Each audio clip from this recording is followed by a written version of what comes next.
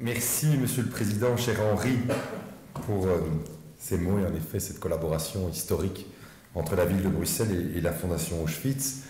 Alors, à vous tous en vos grades et qualités, à votre qualité, messieurs les ambassadeurs, messieurs les représentants des ministres, messieurs les directeurs, je vous souhaite évidemment la bienvenue dans cet hôtel de ville de Bruxelles pour assister à cette séance académique, en effet, qui se multiplie en effet au nombre des années dans cette salle hautement symbolique. Et également pour accueillir ces lauréats de l'année 2018, ainsi que l'attribution de la bourse de la recherche de la Fondation Auschwitz.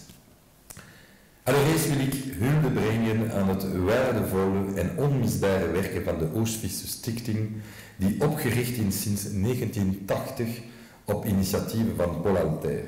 Inderdaad, de stichting documenteert, archiveert en getuigt voortdurend op scholen of voor het grote publiek door middel van publicatie of conferenties met tentoonstellingen of reisje in de voetsporen van de Shoah, om de herinneringen voort te dragen wat ooit de nacht van de 20e eeuw was. Mais ce mémorial enregistre d'année en année de nouvelles études et recherches, dont celles qui sont distinguées aujourd'hui, aident probablement aussi à renouer les fils de l'histoire des Juifs d'Europe. Et sans doute y a-t-il également dans cette volonté inflexible d'expliquer et de comprendre les mécanismes de la haine génocidaire. Une volonté tout aussi inébranlable de réfléchir, de penser et d'interroger la catastrophe. Ici, il n'y a pas de pourquoi. On connaît cette sinistre réplique d'un gardien du camp de Monowitz-Auschwitz qui signifiait à Primo Levi la perte de sens de toute chose. Ce n'est qu'en apportant des réponses au pourquoi du mal que les hommes peuvent se retrouver en humanité. Essayez, sans relâche, de répondre à la question lancinante « Pourquoi ?» de Primo Levi et de ses frères d'infortune.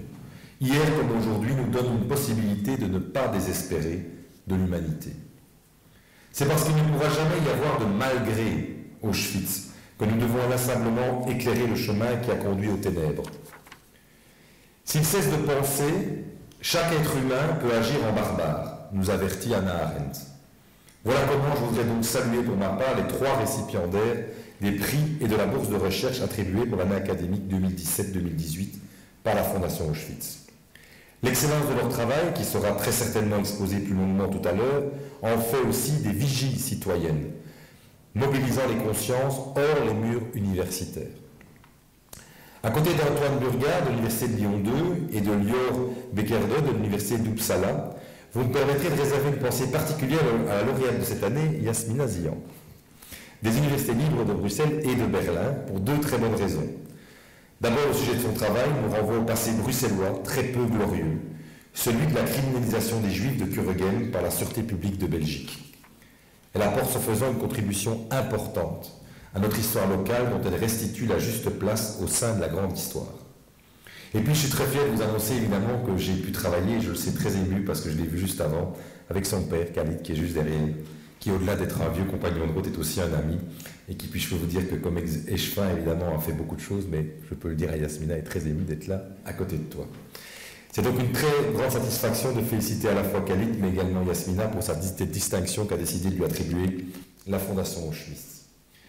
Comme les prises de parole prévues sont nombreuses, je terminerai en rappelant l'engagement intransigeant de la ville de Bruxelles à faire vivre son héritage juif, tout comme notre participation aux activités mémorielles.